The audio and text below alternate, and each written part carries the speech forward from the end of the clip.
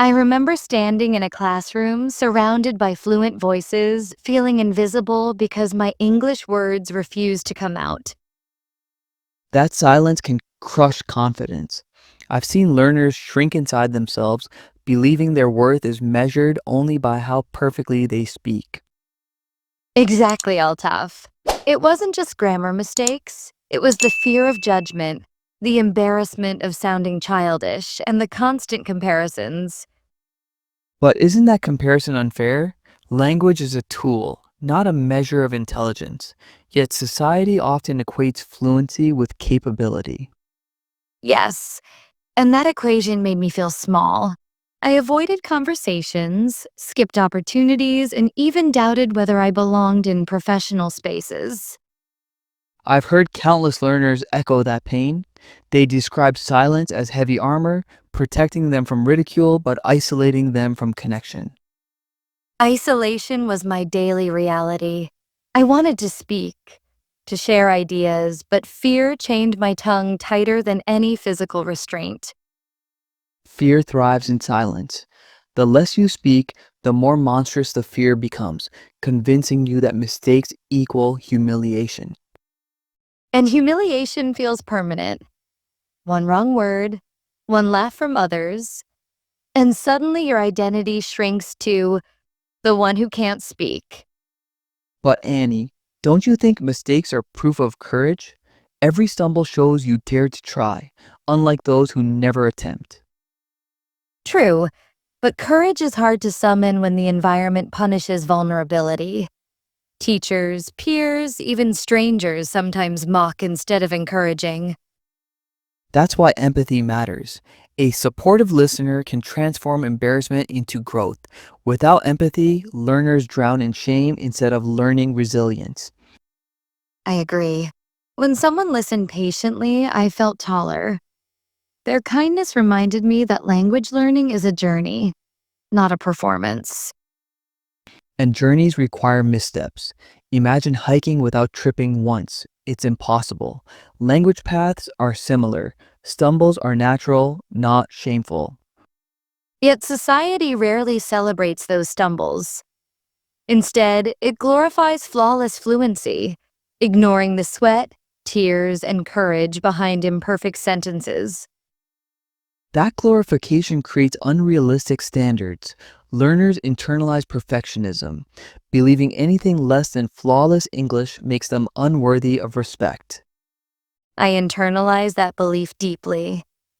I measured my value by vocabulary size, pronunciation accuracy, and grammar precision, forgetting my ideas mattered too. Ideas transcend language. A brilliant thought expressed imperfectly still shines. But fear blinds learners, making them believe broken English equals broken worth. Broken worth, that phrase captures my struggle. I felt like fragments, scattered by every mispronounced word, unable to assemble confidence again. Confidence rebuilds slowly.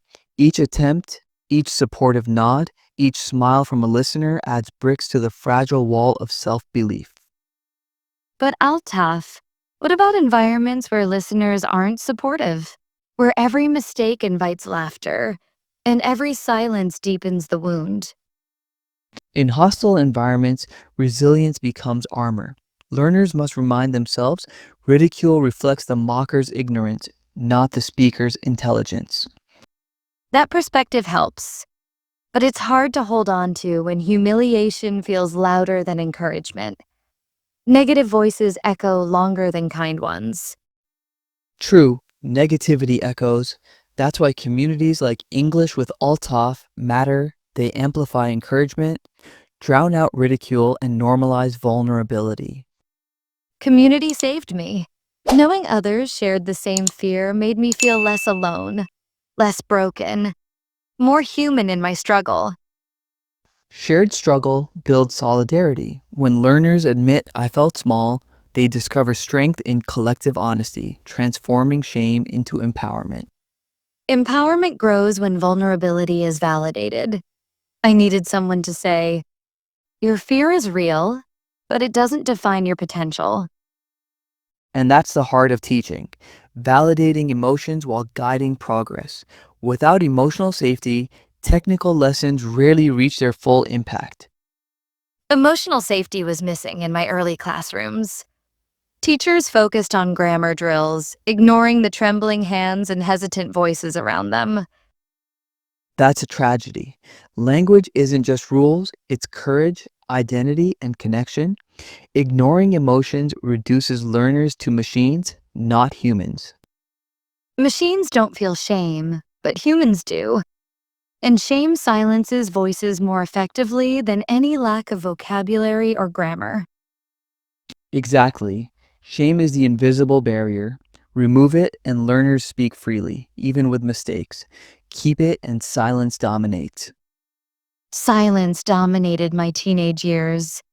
I skipped social events, avoided presentations, and even declined friendships because English felt like an impossible wall. Walls can be climbed though. Each word spoken is a step upward. The climb is exhausting, but the view is liberating. Liberation came slowly. The first time I spoke without trembling, I realized English wasn't a monster. It was simply another skill. That realization is powerful. Once learners see English as skill, not identity, they reclaim confidence and shrink the monster of fear. But Altaf, how do we help learners reach that realization faster? How do we shorten the painful silence phase? By modeling vulnerability, teachers and mentors should share their own mistakes, proving fluency isn't perfection but persistence through imperfection. Persistence is key. I kept speaking despite embarrassment, and eventually the fear softened. Courage grew stronger than shame. And courage inspires others. When one learner speaks bravely, others see possibility. Confidence becomes contagious, spreading through classrooms and communities. Confidence is contagious, yes. I borrowed courage from peers who dared to speak, even when their sentences weren't polished or perfect. That borrowed courage is beautiful. It shows learning isn't solitary, it's collective, fueled by shared vulnerability and mutual encouragement. Encouragement transformed my journey. Each supportive smile reminded me that my voice mattered, even if my words weren't flawless. Flawless words are overrated. Authentic voices, trembling yet determined, carry more power than rehearsed perfection. Humanity shines through imperfection. Humanity was what I craved. I didn't want flawless grammar. I wanted connection, belonging, and acceptance despite my linguistic flaws. Connection thrives on authenticity. When learners embrace imperfection, they invite genuine relationships instead of chasing approval through polished performance. Polished performance exhausted me. Pretending to be fluent drained energy, while embracing imperfection freed me to focus on meaning. Meaning matters most. Communication isn't about flawless delivery, it's about sharing ideas, emotions, and humanity across linguistic boundaries. Boundaries felt suffocating until I realized they were temporary. With practice, patience, and support, boundaries dissolve into bridges. Bridges connect worlds. English became my bridge to opportunities, friendships, and self expression, not a wall trapping me in silence. That transformation from wall to bridge defines growth. It's the moment learners reclaim power, realizing language is servant, not master. And once language serves, learners feel tall again. They stand proudly, knowing their worth isn't tied to flawless fluency.